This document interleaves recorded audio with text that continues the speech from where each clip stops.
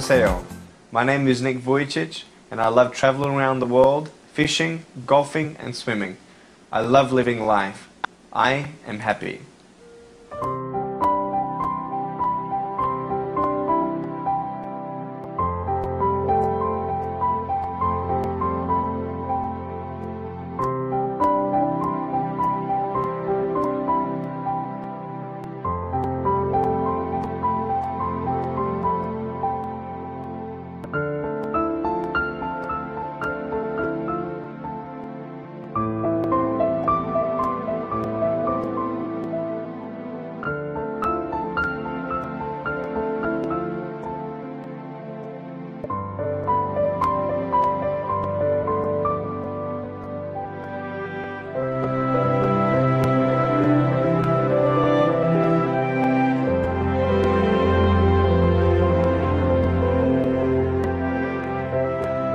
When I was 8 years old, I did want to end my life. Just felt hopeless, broken, alone. It's like it was pointless. There's no point to my life. There's no point to going to school. I didn't even think I was even going to be able to go to university. You know, cold. I don't know how to describe it. But it's like bitterness as well.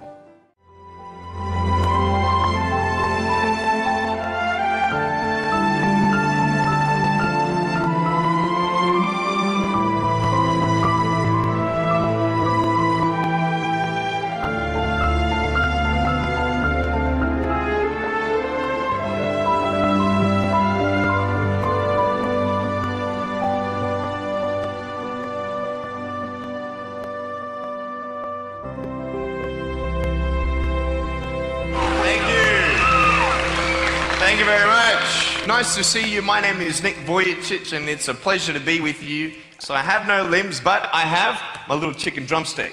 And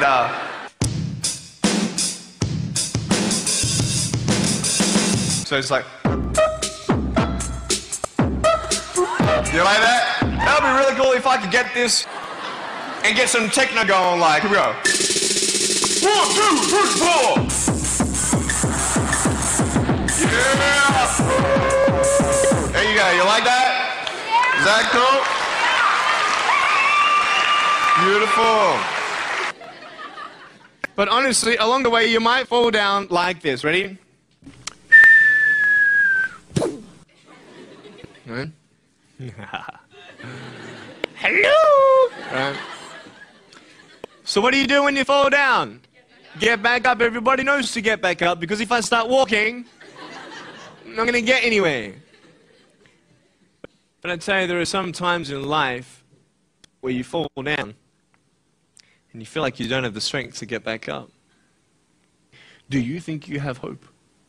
Because I tell you, I'm down here, face down, and I have no arms, no legs. It should be impossible for me to get back up, but it's not. You see, I will try 100 times to get up. And if I fail 100 times, if I fail and I give up, do you think that I'm ever going to get up? No. But if I fail, I try again and again and again. But I just want you to know that it's not the end. It matters how you're going to finish. Are you going to finish strong? And you will find that strength to get back up. Like this.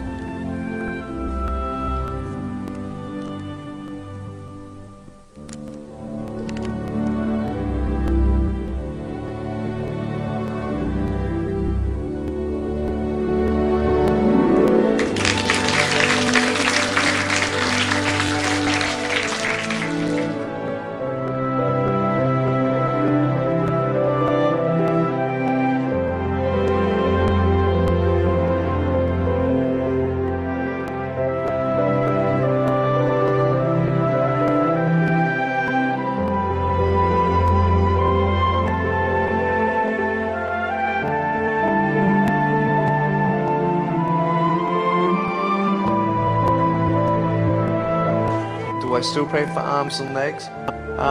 Do I still desire them? You know what? I actually do. You know, I'm not discouraged if he doesn't give it to me. And it's not that I'm not content, because I am content. I'm fine. It's such a big ministry that God's given me, and it's such a beautiful thing to witness people's hearts being changed and transformed because of the testimony that we bring of God's glory, grace, and perfection. But I'm still believing for the miracle.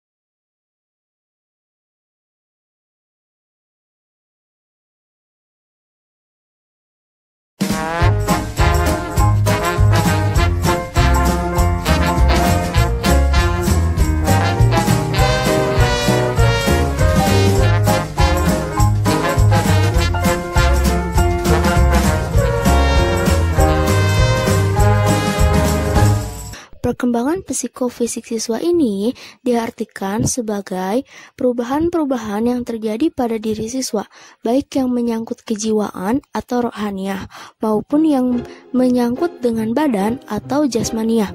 Proses perkembangan siswa ini, menurut Ma'mun, meliputi hal-hal berikut, yaitu yang pertama perkembangan motorik, dan yang kedua perkembangan kognitif, yang terakhir ada perkembangan sosial dan moral.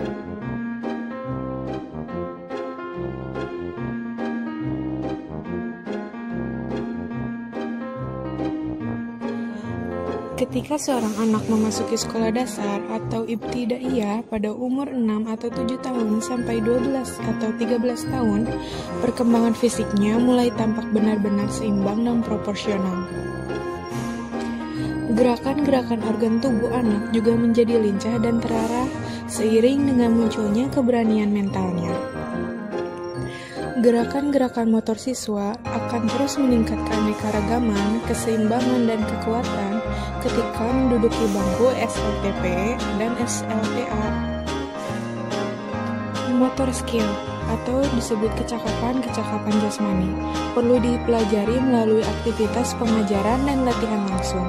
Bisa juga melakukan pengajaran teori-teori pengetahuan yang bertalian dengan motor skill itu sendiri. Dalam praktik itu, hendaknya dilibatkan ranah pengetahuan akal siswa. Perkembangan kognitif siswa, kognisi ialah perolehan, penataan, dan penggunaan pengetahuan. Perkembangan kognitif anak menjadi 4 tahap, yaitu sebagai berikut. A. Tahap sensori motor, yaitu perkembangan ranah kognitif yang terjadi pada usia 0-2 tahun. B. Tahap preoperasional, yaitu perkembangan ranah kognitif yang terjadi pada usia 2-7 tahun. C. Tahap konkret operasional yang terjadi pada usia 7-11 tahun. D. Tahap formal operasional, yaitu perkembangan ranah kognitif yang terjadi pada usia 11-15 tahun. Istilah-istilah khusus yang berhubungan dengan proses perkembangan kognitif anak versi Piaget, yaitu A. Sensori motor skema atau skema sensori motor ialah sebuah atau serangkaian perilaku terbuka yang tersusun secara sistematis untuk merespon lingkungan seperti barang, orang, keadaan, kejadian. B. Kognitif skema atau skema kognitif ialah perilaku tertutup berupa tatanan langkah-langkah kognitif yang berfungsi memahami hal yang tersirat atau menyimpulkan lingkungan yang direspon. C. Objek permanensi atau ketergantungan ketetapan benda, yaitu anggapan bahwa sebuah benda akan tetap ada walaupun sudah ditingkatkan atau tidak dilihat lagi. D. Assimilation atau asimilasi, yaitu proses aktif dalam menggunakan skema untuk merespon lingkungan. E. Accommodation atau akomodasi, yaitu penyesuaian aplikasi skema yang cocok dengan lingkungan yang direspon. F. Equilibrium atau equilibrium, yaitu keseimbangan antara skema yang digunakan dengan lingkungan yang direspon sebagai hasil ketetapan akomodasi. Teori perkembangan kognitif. Dalam perspektif psikologi kognitif, belajar pada asasnya adalah peristiwa mental, bukan peristiwa behavioral yang bersifat jasmania. Meskipun hal-hal yang bersifat behavioral dapat lebih nyata dalam hampir setiap peristiwa belajar siswa, adalah proses perkembangan kepribadian siswa selaku seorang anggota masyarakat dalam berhubungan dengan orang lain. Terdapat aneka ragam mazhab atau aliran pemikiran yang berhubungan dengan perkembangan sosial. Yang pertama yaitu ada aliran teori kognitif psikologi dengan tokoh utama yaitu Jean Piaget dan Lawrence Kohlberg. Aliran teori social learning dengan tokoh utama Albert Bandura dan L.H. Walters. Tokoh-tokoh tersebut telah banyak melakukan penelitian dan pengkajian perkembangan sosial anak-anak usia sekolah dasar dan menengah dengan penekanan khusus pada perkembangan moralitas mereka. Yang kedua yaitu perkembangan moral versi Piaget dan Kohlberg. Perkembangan sosial hampir dapat dipastikan juga perkembangan moral sebab perilaku moral pada umumnya merupakan unsur fundamental dalam bertingkah laku sosial. Piaget dan Kohlberg menekankan bahwa pemikiran moral seorang anak terutama ditentukan oleh kematangan kapasitas kognitifnya. Yang ketiga yaitu perkembangan sosial dan moral menurut teori belajar sosial. Teori belajar sosial adalah sebuah teori belajar yang relatif masih baru dibandingkan dengan teori-teori belajar lainnya. Salah seorang tokoh utama teori ini yaitu Albert Bandura, seorang psikologi pada Universitas Stanford, Amerika Serikat. Bandura memandang tingkah laku manusia bukan semata-mata refleks otomatis atas stimulus airborne, melainkan juga akibat reaksi yang timbul akibat interaksi antara lingkungan dengan skema kognitif manusia itu sendiri. Peranan guru dalam psikofisik siswa. Yang pertama yaitu peranan guru dalam kompetensi pedagogis adalah sebagai berikut. Guru dapat memahami peserta didik dengan memanfaatkan prinsip-prinsip perkembangan kognitif, merancang pembelajaran, dan mengembangkan peserta didik untuk mengaktualisasikan berbagai potensinya. Peranan guru dalam perkembangan fisik siswa, mengadakan program dan perlakuan layanan khusus, mengadakan diskusi atau panel atau ceramah tamu tentang pendidikan jenis. Role playing akan sangat penting tepat untuk mengurangi akses sosial. Peranan guru terhadap kognitif siswa, mengadakan layanan bimbingan untuk pembelajaran yang perlu penambahan, penggunaan strategi belajar mengajar yang tepat, dan memberikan masukan penjurusan atau pemilihan dan penentuan program studi. Perkembangan sosial dan moral siswa, menciptakan hasil suasana dan tersedianya fasilitas yang memungkinkan terbentuknya perkumpulan-perkumpulan yang positif, menjalani hubungan yang baik antara pihak sekolah dan keluarga, pertemuan dan kerjasama antar lembaga yang mempunyai tugas dan kepentingan yang bersangkutan. Baik, sekian dari kelompok kami. Terima kasih atas perhatian. Assalamualaikum warahmatullahi wabarakatuh. Selamat pagi, salam sejahtera bagi kita semuanya.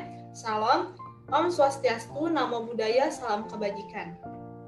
Perkenalkan, nama saya Salmanu Anaya dari NPM 2050600114. Di sini saya akan memandu presentasi hari ini yang berjudul Alat dan Perkembangan Psikofisik Anak Didik yang disusun oleh kelompok 4 4 yang beranggotakan Dwi Linggar dengan NPM 2050608089, Putri Milatus dengan NPM 20506094, Alia Aini dengan NPM 20506091, Ninin Kurike dengan NPM 20506098, Salma Nur Anaya dengan NPM 2050601114, dan yang terakhir Priscilia Nida dengan NPM 2050601117. Dengan dosen pengampu Dr. Randa A.A. Saraswati MPD dan Acep Roni Hamdani MPD. Untuk materi pertama akan dipaparkan oleh saya, Salma Nur Anaya dengan NPM 2050601114. Perkembangan motorik peserta didik. Perkembangan motorik adalah proses yang sejalan dengan bertambahnya usia, bertahap dan berkeseimbangan.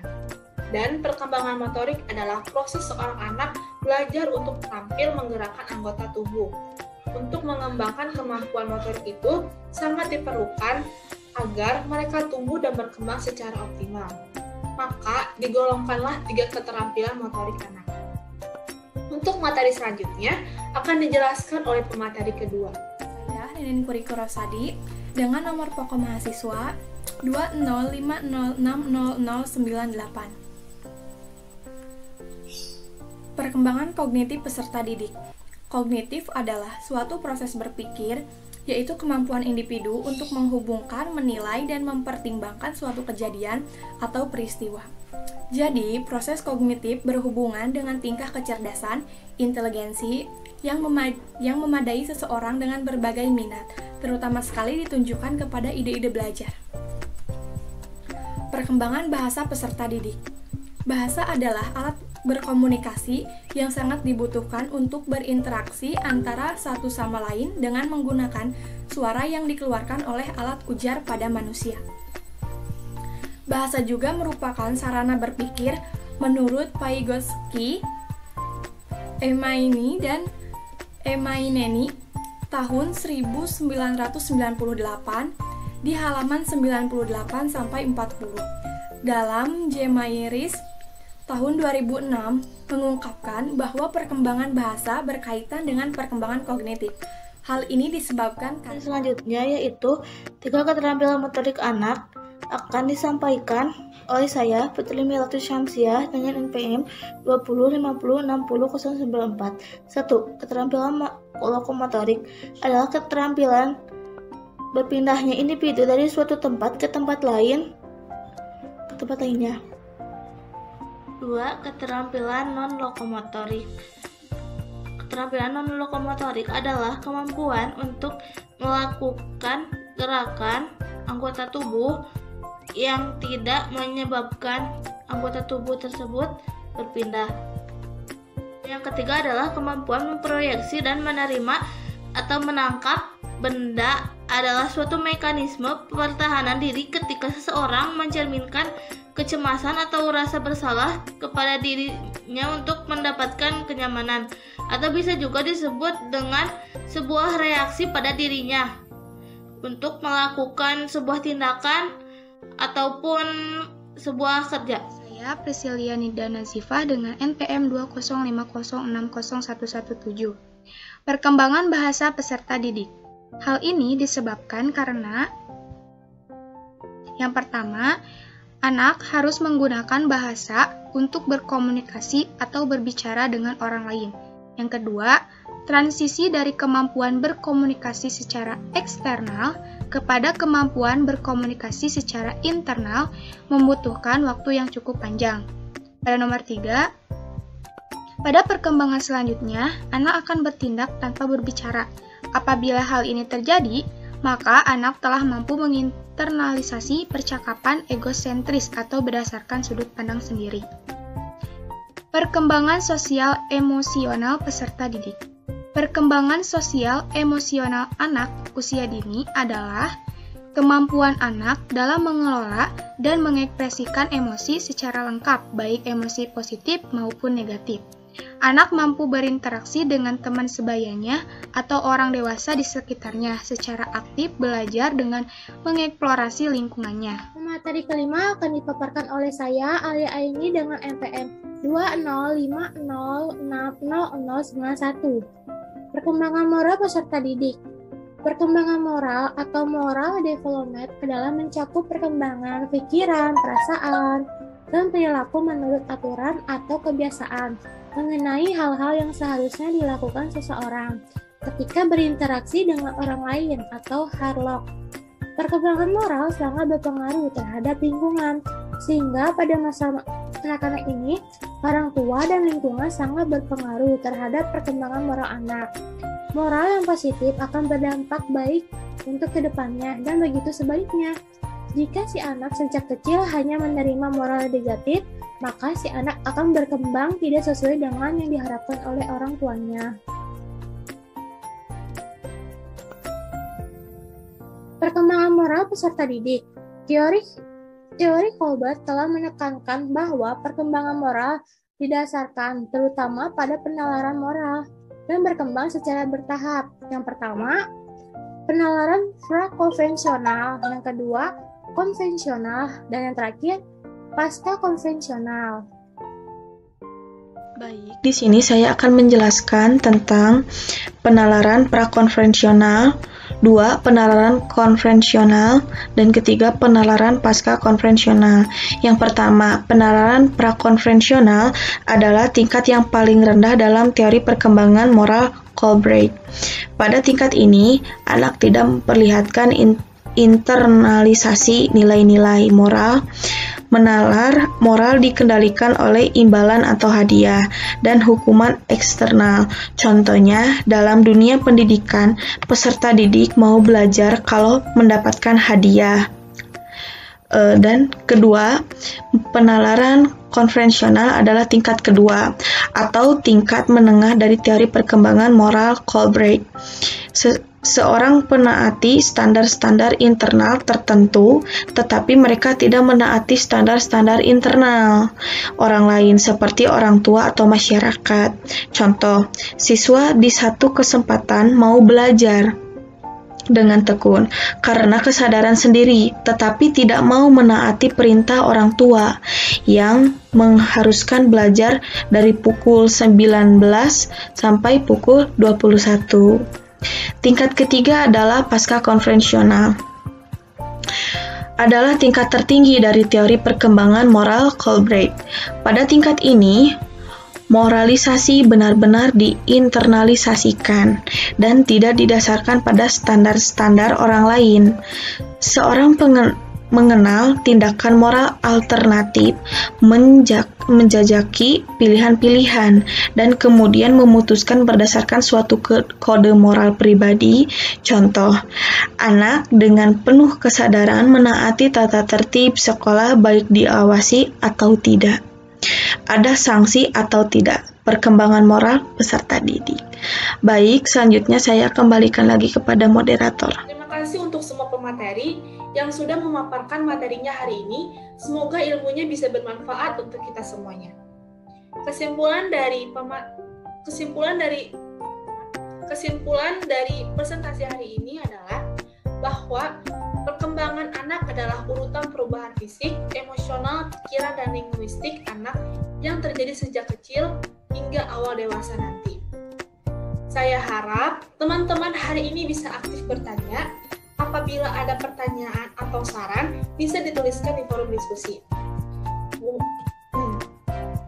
Mungkin hanya sekian yang bisa kami sampaikan. Mohon maaf apabila ada kesalahan. Wassalamualaikum warahmatullahi wabarakatuh.